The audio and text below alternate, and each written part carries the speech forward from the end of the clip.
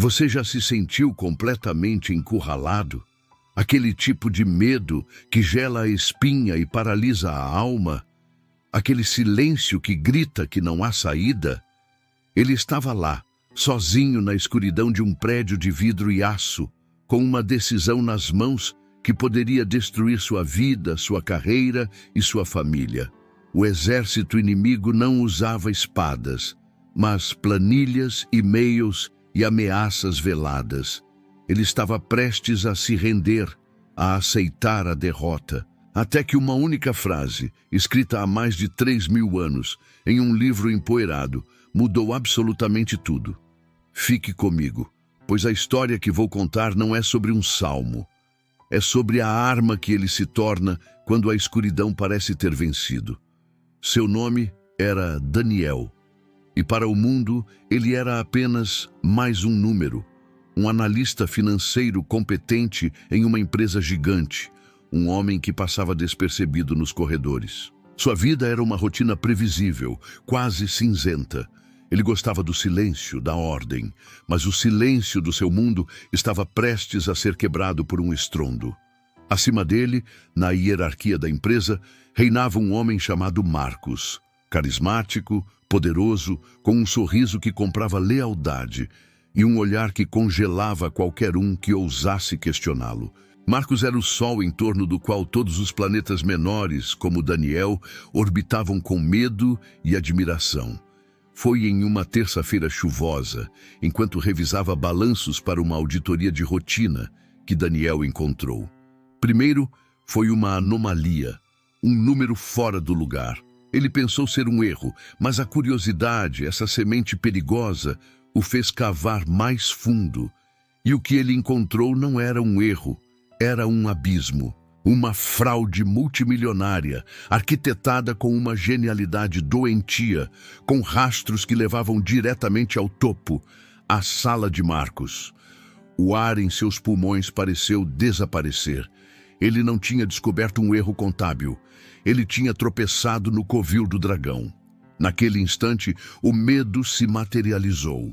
Não era um monstro debaixo da cama, mas um homem real, com poder real para esmagá-lo como um inseto. Os dias seguintes foram um inferno silencioso. Cada sorriso de Marcos no corredor parecia uma ameaça. Cada e-mail de seu chefe parecia um teste. O medo era um veneno lento, contaminando seu sono, seu apetite, sua paz. Ele imaginava o cenário. Se falasse, seria desacreditado, demitido, processado. Marcos tinha um exército de advogados e uma reputação impecável. Daniel era um ninguém. Quem acreditaria nele? O medo sussurrava em seu ouvido dia e noite. Fique quieto. Esqueça o que viu. Sua família precisa de você. Não arrisque tudo por algo que não é problema seu. E ele estava cedendo. A escuridão estava vencendo. Ele decidiu que, na manhã seguinte, apagaria os arquivos e esqueceria tudo. Naquela noite, a mais longa de sua vida, ele se sentia o homem mais sozinho do mundo. Desesperado por qualquer coisa, por um sinal, por um alívio, ele abriu uma velha caixa de sua avó, falecida há anos. Dentro, entre fotos amareladas e cartas antigas, havia uma Bíblia. A capa de couro estava gasta pelo tempo e pelo uso.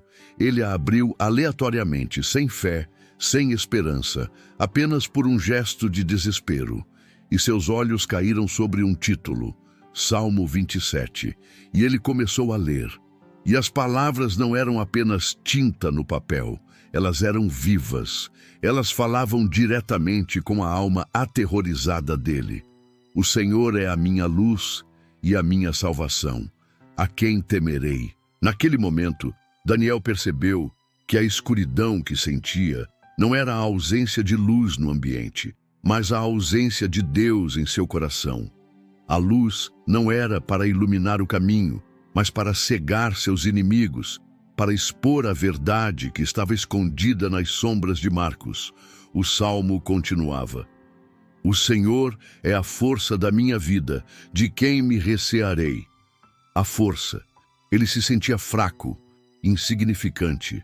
Mas a palavra dizia que sua força não vinha de seu cargo, de seu dinheiro ou de sua influência. Vinha de uma fonte inesgotável.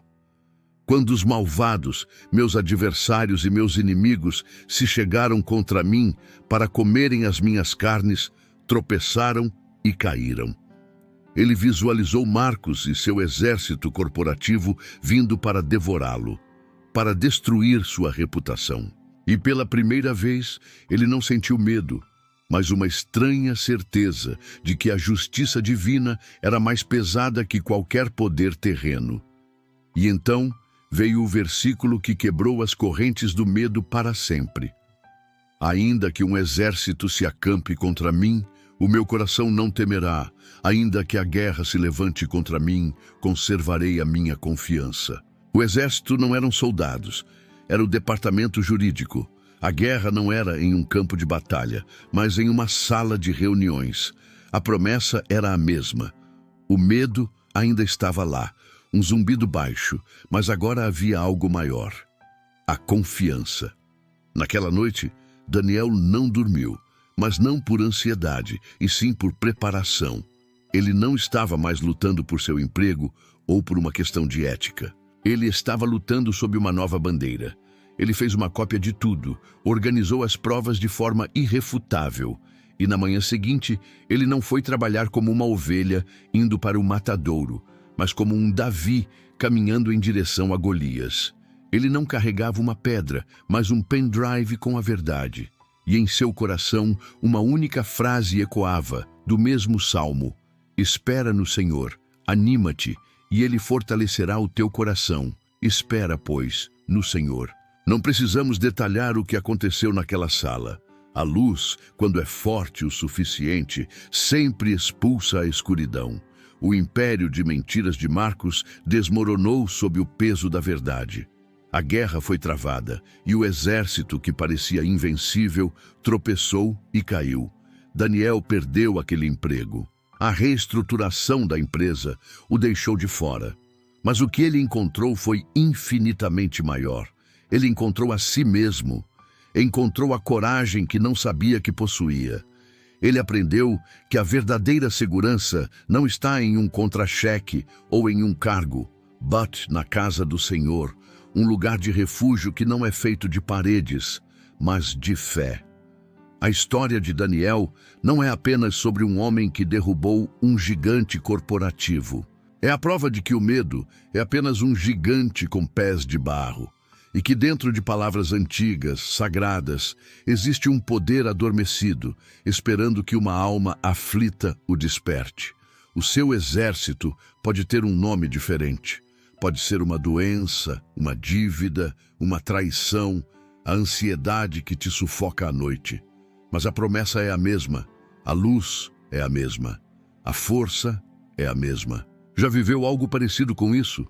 Sente que um exército está acampado contra você neste momento? Se esta história te tocou, não foi por acaso. É porque essa mensagem precisava chegar até você hoje. Deixe nos comentários qual é o verso do Salmo 27 que mais falou ao seu coração. Sua história pode ser a luz para outra pessoa que está na escuridão. E se inscreva no canal. Mas só se você sentir que está pronto para encontrar a sua própria coragem.